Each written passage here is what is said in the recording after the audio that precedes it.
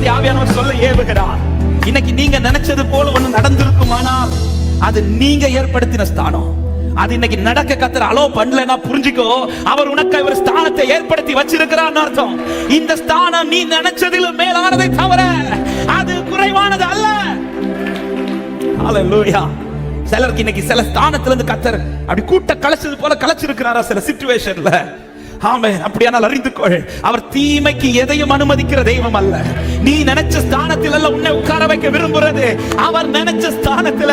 எனவேதான் சிலர் உன்னை விலக்கு விரோதமா எழும்பினது, எனவேதான் சிலர் உன்னை கைவிட்டது, எனவேதான் சில சூழ்நிலை உனக்கு தாறுமாறாயானது. அவர் ஏற்படுத்தின ஸ்தானம். ஏறுகிறதை ஏற்றுக்கொண்ட அன்பு உள்ளமே, அவர் உன்னை பள்ளத்தாக்களை இறக்கினதையும் ஏற்றுக்கொள். எத்தனை பேர் ஆண்டவரை பார்த்து சொல்ல முடியும், என்னை எப்படி நடத்தணுமோ நடத்துங்க ஆண்டவரே. ஒரு விஷயம் வலது கரத்தை உயர்த்தி இடது கரத்தை இருதயத்தில் வைத்து ஆண்டவர்கிட்ட ஒரு ஹெல்ப் மட்டும் கேளுங்க. ஆண்டவரே, நீங்க எதை எனக்கு அனுமதிக்கிறீரோ அதை ஏற்றுக்கொள்ளுகிற ஒரு இருதயத்தை எனக்கு தாங்கப்பா, எனக்கு தாங்கப்பா. நான் உணர்ந்து கொள்ளட்டும், நான் அறிந்து கொள்ளட்டும் என் ஆண்டவர் எப்படிப்பட்டவருங்கிற அந்த உணர்வை என் இருதயத்திலிருந்து நஷ்டப்படாதபடிக்கு நம்பிக்கையோடு நகர, நம்பிக்கையோட முன் செல்ல, நம்பிக்கையோட என் மேல ஒருவருடைய கரம் இருக்கிறது, அந்த கரம் எனக்கு தீங்கு செய்யாது என்கிற நிச்சயம். நீர் அவைகளுக்கு ஏற்படுத்தின இடத்திலே அது சென்றது.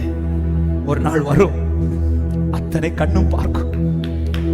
யோசேப்பின் சகோதரர்கள் பார்க்க வச்சார்ல, யாரை விரோதமா எழும்பினார்களோ அதே கண்ணை பார்க்க வைக்கிறார்.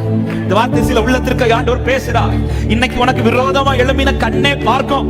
கர்த்தர் உனக்கு ஆயத்தம் என்ற ஸ்தானத்துல நீ இருப்பத, கர்த்தர் உனக்கு ஆயத்தம் என்ற ஸ்தானத்துல நீ இருப்பத உனக்கு விரோதமா எழும்பின கண்கள் பார்த்து உன்னிடத்திலே வரும், உன்னிடத்திலே வந்து நிற்கும்.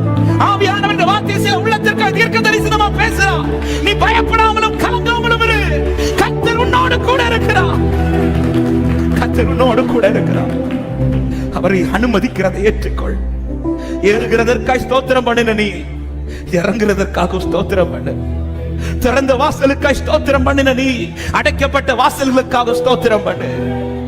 கர்த்தர் சகலவற்றையும் நன்மைக்கு ஏதுவாகவே